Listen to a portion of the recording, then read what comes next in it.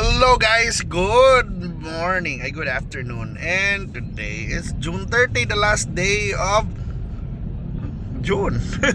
So muna nag-end of the first half of the year na. So second half na ta. Second half na. Na-end ang second quarter, so second half na ta. O kung naman atong pamanandungon, ani kumusta man ang first half of your year, o di ba? So ano ni mga new beginnings na sad ba na daghang learning sa June. Hopefully mapadayon na ni peace dihas Middle East. Yeah. Hinaut man yung kinabuhi sa yung first half of the year, di ba? So hopefully maayo ba? Kumusta man yung first half of the year, di ba? Mamagini first half. On the anniversary, 1 year na sa itong mga bagong nang lingkod kitong silang katong mga bagong mayor, senador, gobernador. Kumusta man ilang performance, ilang first year, diba? First year, ako na yung honeymoon phase.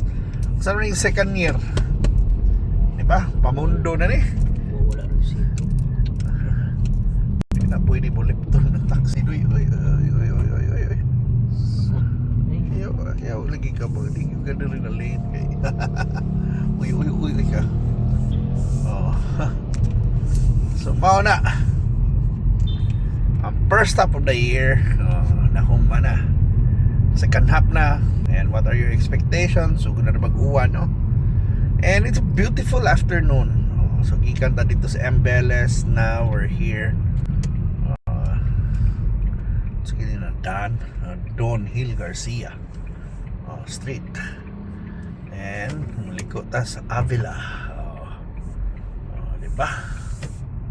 Ning Avila, dong Diaz Building na dayon going Krista pa yan. dili Crossroads, Manila. Ato ba La Maria, Crossroads to. Nakay meetings Crossroads sa La Maria. Ay mao na ni. Uwa na rin Cebu, guys. Hindi mo smile ang bata na mamugot. Hindi ko kasapot nag-smile mamugot. So ang question na to karon is kumusta na kanang education, because it's the first month of the school year sa mga friends nato sa kuan sa public school. Yan ay mga I see some comments mo naganahan sila ibalik ko ng top 10 ang honor ba kanang nagi-honor ba na top 10 gyud ba? E ngano kuno karon daghan na kay honor. Amro nawa ko no ang balor sa honor. Okay. Tanan may tagaan, di ba? Bisa galing sa mga panran gani, tanan gyud ni medal. Dapat ingana sad kuno. Dapat sa tanan ng eskwela nay medal.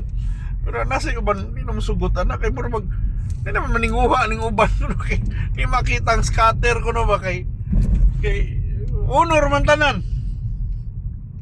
Actually, I came in a school na way back, that was like high school ko mga 30 years ago. 30 na ba? Basta more or less. So 30 years ago na ang among honor is based on your grades. Mura ba? So cum laude, kung abot ka 1.75, ma-honor ka yung mga average. So maraging ana. Pero still di ilalim kuhaon. I think mga na-honor di yun bitaw normally sa ban top 10 naman. Di sa team top 10 pero maragte sa among batch maybe na may 15 kabuk na honor, mahog na with honors, na say with high honors. Yeah, with highest honors, I think namin mga high honors among mga top 5 di top 4 mga bright banggiitan. Ako nakakapit ko lang with honors. So marawag daghan mamakpak na ko na mapasos honor sa una kay murag ako rin bugoy ko na appeal ba it's either magud medyo to nerd wala kay paminaw dito maingod na kuan mahinhin kasagaran mahinhin na kugihan magtuon ba nang bihira gyud ka ng mga laki na kanang bugoy na luwa gyud kanang sipat kaayo kanang pareho namo kanang na duwag sports diha na ma-honor. Pero lagi na naasad yun naam gina. Nalipay ta to na honor ta, pero the honor ko nagsugod kong honor third year na. First ug second year yun sayang kay bro, akong average was 1.77. Pero dumaw lagi na hawa man sa gigo nagkuha na. It wasn't really nagmahita na ng ano na to or concern sa grades, pero naging mga tao grade conscious ba ako, di ko grade conscious, pero mao lagi to lahi among honor system. It's about yung depende sa imong paninguha. Yan ay yung mga tao di ganahan na mga top 10 lang yun, pero para nako di sana okay mo sanang naka-aspire na grade kada taon na dili ni lumba nakita nga we compete with each other. You mean ang top 10 na din kuan kung dagko ni grado tanan, di ba? Pero mo sanang di sad nato sobrahan, kinahanglan the grades must be earned, di ba? Malang gyud ana ba na gi-earn yun ani ninyo, dili na na honor lang yun dayon. Honor tanan, for example sa 30 mo kabuok sa usa ka section yan, marbag 20 ang honor, aw lahi na nang storyaha mao sana sa tinuod lang di sad tuig na amo. In fact gali ting sa among batch ko no marbag 15 na honor, or the next batch na mo I think usaray na honor.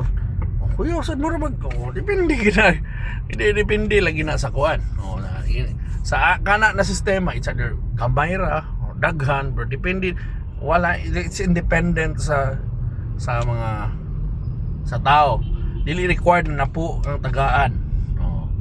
So ang kuan ng ani noon kaya nga lagi na reklamo na about they want to go back to the old system na sa top 10 tagaan. So well, para nako depende na sa depende sa henerasyon karon. Kay mao lagi na ilang ingon na medyo kuno sensitive ang mga tao about achievements, about goal pinaron Instagram na picture daghang gig medal pambugay. Di ba mo pag mausad na mamlat mong gianad na kultura na Instagram is not really about what's happening anymore. It's now a platform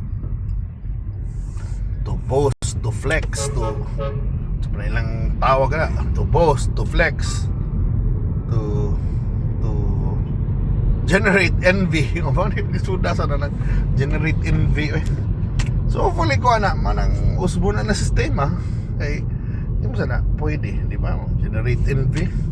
Pero di sana sali na to usahay na masuya nimo na ka nagpasuya. Some are really celebrating their achievement. Then ang laing tao na lay muhatag og meaning na nasuya gipasuya nimo na wa man ka nagpasuya. Di ba? Pero malang na because it's so public now, kita na dali na kay makitaan. Mao na ikuana na. And the sad thing pag yun, usay magpuspos og lami kintahi ka papuspos ka lahapi mong life.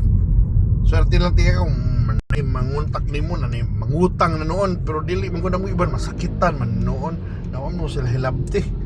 Di ba mura ma-trigger magsamdan abin lag ang imong post sila imong gipasuya. Wah, butang na nimo wa pare nang linmar kintayo.